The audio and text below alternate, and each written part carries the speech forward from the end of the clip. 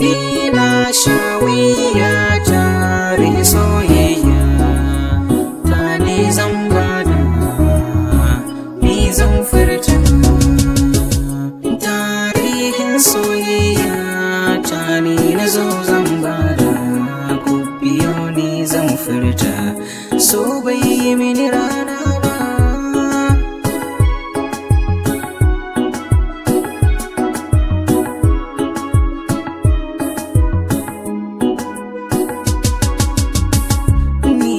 Kasance mai son soyayya ta amana, amma a yau na gaza samun mai cika min burina.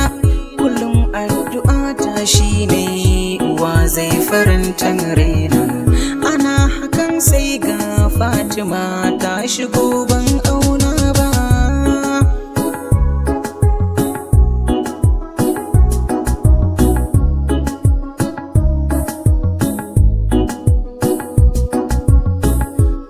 Da ni kai ne Ahmad, na sha wuyar neman ka, zuciya ta nai mini saka, wai shin ina zanganka. Kullum tunanin ka nake yi, shin wai ina zanganka. Amma a yau sai gani gaban ka, farke ba bacci na ba. Yace Ahmad mai waka, so nake ka zam angona.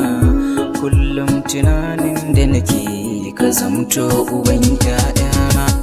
Sai na ce maganar da kika yi ni ta faranta raina. Allah ya amsa du'a'inki, ni ma in zamto a gaba.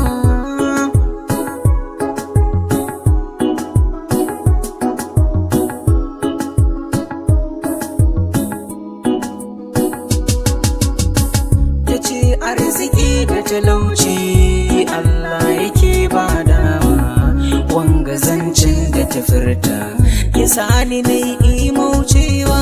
Na ce mahaifanki nake ji Fatima ki dubawa.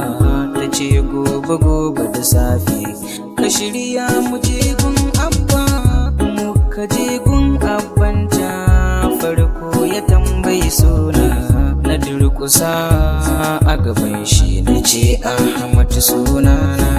Ya ce ya batun na sana'a ko in ce gurbin aikina. Na ce hikima da fasaha na maida ta zammini riba.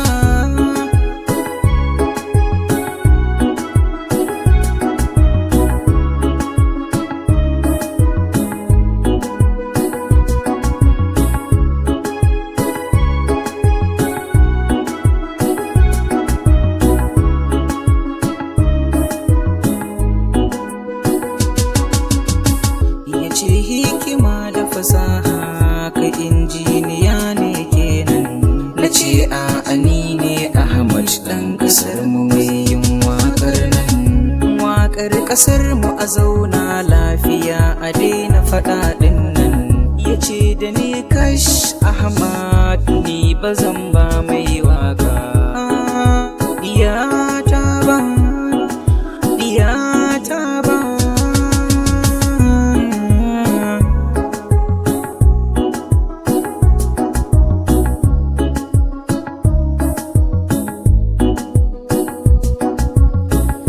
Fatima ta sa kuka ta ce haƙuri abbana. Ni kuma na koma gefe kwalla zuba fuskana. Wai me yasa ake wa mawaka hakan ne ƴan uwana? Mawaki guman sai ke ci bai zamto ɓarawo